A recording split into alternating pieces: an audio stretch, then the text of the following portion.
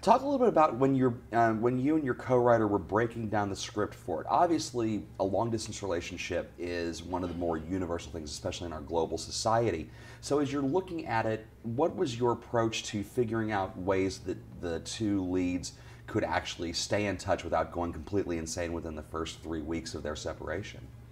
Yeah, for us, it was like it was very important to make like a long distance relationship movie, but actually try to show not the moment where they meet or the moment where where what the life they are doing there, but actually their relationship in the distance and their conversations and their interaction in this distance. So that was a little bit the challenge. And the thing is, like with the actors, they actually were shooting in different apartments. We finally shoot it in Barcelona, but basically we will go at the beginning. I wanted to keep them separate so they wouldn't see each other, but they became two good friends, and there was no way to make it. So we end up like going to a bar every night, read the script, and get drunk. So A film like this doesn't work if you don't believe the relationship between your two leads. Talk a little bit about your casting your leads, because especially Natalie just kills it. She's a phenomenal actress. We've seen her work on Game of Thrones, and we're all enthralled by the relationship on screen. Talk a little bit about the process on getting him on the film. it was pure luck.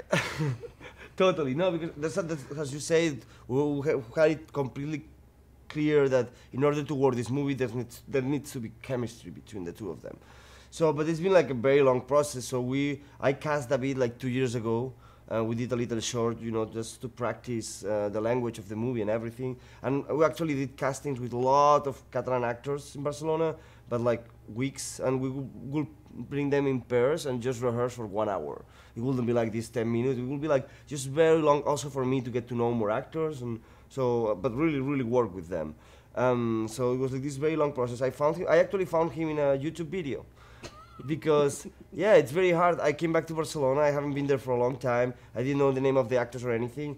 And the problem is, like, if you see the reels, a lot of their work is television, and television is just like in Spain, they just don't have time. No good work can come out from that. So I like to watch like interviews, and I was actually watching another actor. I wasn't watching David. I was looking for another actor, and there was this YouTube video in Berlin. They were making an impersonation of these famous comedians, like kind of Saturday Live comedians. So they were impersonating them, and it's like, oh, the other one, he looks like what I thought it would be the character. And then I look, oh, he's an actor. And actually I proposed him to my producer, and they say, no, please, because he's a comic actor. He's never done any drama. Well, he's done a lot of drama in theater, so he's very known in the theater circuit, but for the big audiences in Spain, he's just like a comedian that doesn't know how to do anything. So, but then we brought him to the casting, and it blew out. I was like, oh my God, he's so good. I don't know why nobody has cast him before. And then with Natalie, we're going to shoot with another actress. We were like 2 weeks, 6 weeks into shooting. And then she had another movie, they changed schedule, and they told us, hey, I can shoot it now. And if I didn't shoot those days, David couldn't shoot. It's like, oh, I don't want to miss David. So, and then my producer went to Spain, and she realized in a magazine that Natalia was actually like Spanish. And then we contacted her like as a miracle. It was like literally a miracle. It's like a very long story. Another day we'll explain, but. And then we just like fly to London, and minute 3 they were best friends, and it's like, okay, that's perfect. So it was actually a lot of luck.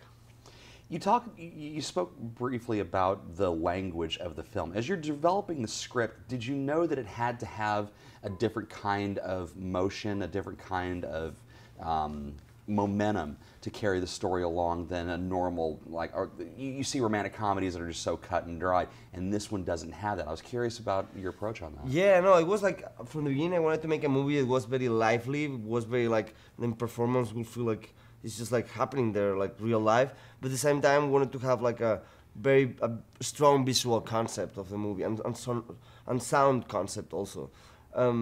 Subtle, but in a way that if you wanna, it's like I like to think of movies as layers too. So you can access, from a first layer, but then you can read more things if you want into it.